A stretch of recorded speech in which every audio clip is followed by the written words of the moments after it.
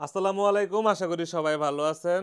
তো আমার হাতে এটা দেখতে পারতেছেন, এটা কি আজকে আমি আপনাদেরকে প্রথমে এই জিনিসটার সাথে পরিচয় করিয়ে দিই। এটা হচ্ছে একটা ড্রোন ক্যামেরা, ঠিক আছে? তো এটা হচ্ছে একটা ড্রোন ক্যামেরা। আমি এই এবার বাংলাদেশে গিয়া এই ড্রোন ক্যামেরাটা আমি নিছি। তো এই ড্রোন ক্যামেরাটা আমি আপনাদেরকে আগে ওপেন করে দেখাই। এটা হচ্ছে আমার ড্রোন। হ্যাঁ, তো এই ড্রোনটা আমি বাংলাদেশ থেকে দুবাইতে নিয়ে আসছি।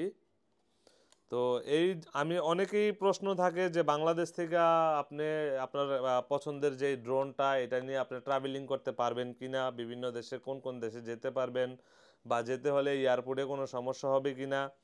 তো প্রথমেই আমি আপনাদেরকে এই জিনিসটার সাথে পরিচয় করে দিই। এটা হচ্ছে AR-3S, DJI এর AR-3S এর একটা প্রফেশনাল ড্রোন।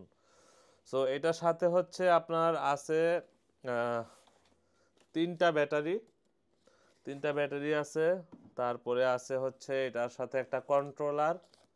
হ্যাঁ, এটার সাথে আছে একটা হচ্ছে RC2 মডেলের একটা কন্ট্রোলার। এই যে দেখেন। তো সর্বপ্রথম আমি আপনাদেরকে বলি, যেটা আপনি যদি একটা ড্রোন নেন তাহলে সর্বপ্রথম আপনার হচ্ছে যে এই যে ড্রোনের যে কিউআর কোডটা আছে RC কন্ট্রোলারের, এটা আপনি ভালো করে একদম ক্লিয়ার ছবি তুলে রাখবেন আপনার কাছে। মোবাইলের মধ্যে এটার ভালো ক্লিয়ার ছবি তুলে রাখবেন।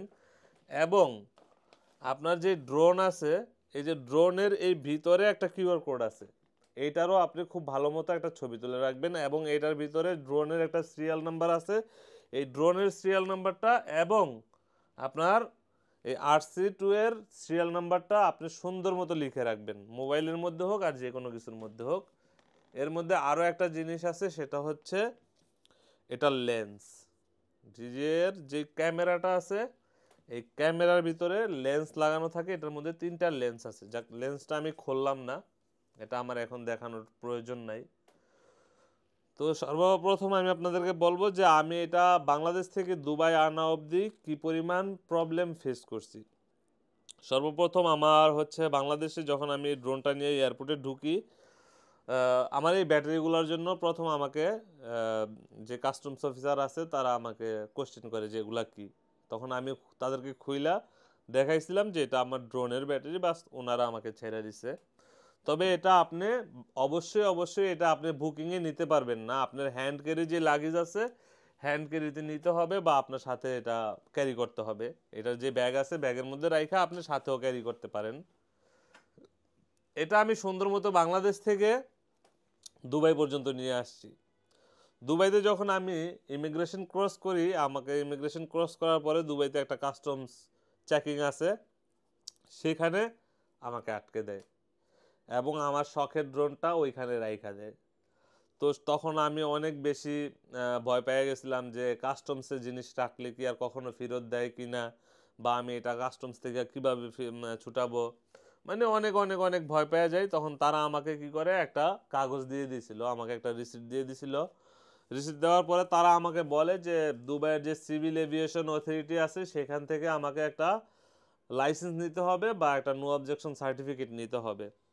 তখন আমি সেই সিভিল এভিয়েশনে গেলাম, যাওয়ার পরে তারা আমাকে বলতেছে যে তুমি যে ড্রোন ইউজ করবা, তোমার কি সার্টিফিকেট আছে কিনা, যে তুমি যে এটার জন্য কি তুমি ট্রেনিং করছো কিনা। আমি বললাম যে না।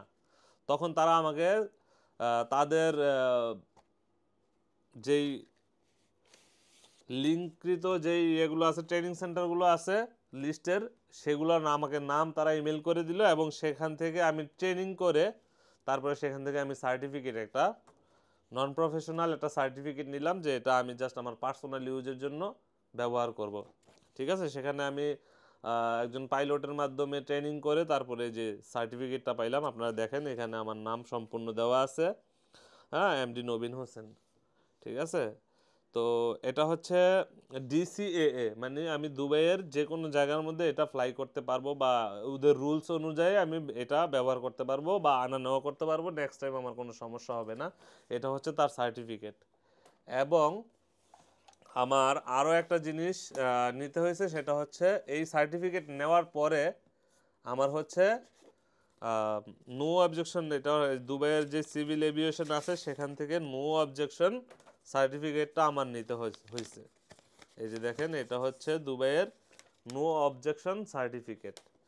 তো আমি বলবো যাদের কাছে এগুলো নাই তারা ড্রোন ক্যারি করবেন না, কারণ আপনার শখের ড্রোনটা আপনি দেখা গেছে যে আপনি যদি ঠিকঠাক মতো সম্পূর্ণ সব ডকুমেন্ট না দিতে পারেন তাহলে কিন্তু আপনাকে তারা এটা নিতে দিবেন আপনার সাথে করে, ঠিক আছে? পরে আপনার এত শখের এত দামের একটা জিনিস আপনি সেটা মনে করেন যে অন্য রাষ্ট্রীয় কোষাগারে চলে যাবে।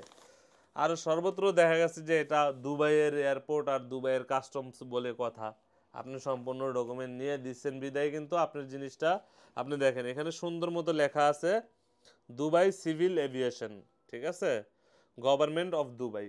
এটা নর্মাল কোনো জিনিস না, এটা দুবাইয়ের গভর্নমেন্ট থেকে আসছে, এটা কোনো টাকা পয়সা দিয়ে বের করার কোনো সিস্টেম নেই দেশে। আর আমার মনে হয় না বাংলাদেশের কাস্টমস কোনো কিছু রাখলে সেই জিনিসটা আপনারা আমার কোনো ক্ষমতা আছে বের করে আনার মতো, ঠিক আছে?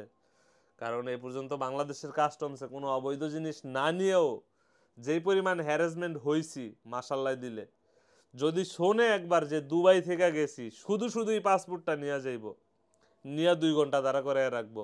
হ্যাঁ, দুবাইতে কি করেন, দুবাই থেকে কেন আসছেন বাংলাদেশে, এই সমস্যা সেই সমস্যা, হ্যাঁ দুবাই থেকে কেন আসলেন বাংলাদেশেও, কেন বাংলাদেশে আসলেন তো ভালো কথা, কেন কসমেটিক্স নিয়ে আসলেন, কেন কম্বল নিয়ে আসলেন, কেন গোল্ড আনলেন, কেন মোবাইল আনলেন, হ্যাঁ। তো আমাদের তো বাংলাদেশে আত্মীয় স্বজন বা বন্ধু বান্ধব পাড়া প্রতিবেশী আছে, এটা বাংলাদেশের কাস্টমসরা বিশ্বাসই করতে চায় না, মনে হয় যেমন আমরা রোহিঙ্গা বাংলাদেশ থেকে দুবাই এমনি এমনি আইছিলাম। যাই হোক, বাংলাদেশের দুবাইয়ের যে কাস্টমসের যে অত্যাচার সেইটার কথা আর নাই বললাম। আর দুবাইয়ের কাস্টমসের বিষয়টা তো দেখলেন, যখন এই কাগজগুলো আমি নিয়ে তাদের কাছে পেশ করছি তারা আমাকে সেকেন্ড কোনো কোশ্চেনই করে নাই, এত সুন্দর মতো এত সম্মানজনকভাবে আমাকে আমার জিনিসটা আমার হাতেই না ফেরত দিছে, মানে আমি বইলে ভাষা ব্যবহার মানে ভাষায় বুঝে বলতে পারবো না আমাকে। এবং তারা আমাকে মানে এতটা ফ্রেন্ডলি, আমাকে তারা আমার কন্ট্রোলারটা আমার হাতে দিয়ে বলতেছে যে তুই কি ভিডিও মেক করস আমাদেরকে একটু দেখা। পরে আমি তাদেরকে দেখাইলাম আমার ভিডিও, দেখা তারা অনেক মানে হাসাহাসি করলো, দুষ্টামি করলো, আমার সাথে ফ্রেন্ডলি বিহেভিয়ার করলো আর কি। তো এই হচ্ছে দুবাইয়ের অবস্থা। তো আমি আপনাদেরকে এটাই বলবো যে দুবাইতে যারা ট্রাভেলিং করতে চান, ভিজিটর আসতে চান, এইসব ড্রোন টোন আপনারা সাথে আনবেন না। এবং যদিও আনতে চান অবশ্যই আপনার ট্রেনিং সার্টিফিকেট এবং দুবাই সিভিল এভিয়েশন থেকে আগেবারে আপনি নো অবজেকশন লেটার, এটা অনলাইনের মাধ্যমে আপনি নিতে পারবেন, নো অবজেকশন লেটার বা লাইসেন্সটা আপনি অনলাইনে নিতে পারবেন, কিন্তু ট্রেনিংটা আপনার নিজের করতে হবে। এখন বাংলাদেশের যেই সব ট্রেনিং সেন্টার আছে সেগুলো আমাদের দুবাইয়ের সিভিল এভিয়েশনে গ্রহণযোগ্য হবে কিনা আমি জানি না, কিন্তু বাংলাদেশেও সিভিল এভিয়েশন আছে, সেখান থেকে আপনারা নো অবজেকশন লেটার একটা নিয়ে নিতে পারেন। সেক্ষেত্রে দেখা গেছে যে দুবাইতে এসে কাজে লাগতেও পারে, হ্যাঁ আপনার হয়তো বা কাজে লাগতে পারে। কিন্তু সর্বদা আপনারা চেষ্টা করবেন যে আপনাদের সব কিছু কাগজপত্র যাতে জেনুইন থাকে, ড্রোন অ্যাটলিস্ট ড্রোনের ক্ষেত্রে, অন্যান্য নর্মাল ক্যামেরার জন্য কোনো সমস্যা নেই, কিন্তু ড্রোনটা অনেক সিনসিয়ারলি, এটা পৃথিবীর যে কোনো দেশেই যান না কেন ড্রোনের জন্য অনেক অনেক অনেক অনেক বাধ্যবাধকতা আছে। তো ভালো থাকবেন, সুস্থ থাকবেন সবাই, আমার ভিডিওটা বেশি বেশি করে শেয়ার করে দিবেন যাতে অন্যদের কাজে লাগে। ধন্যবাদ সবাইকে, আল্লাহ হাফেজ।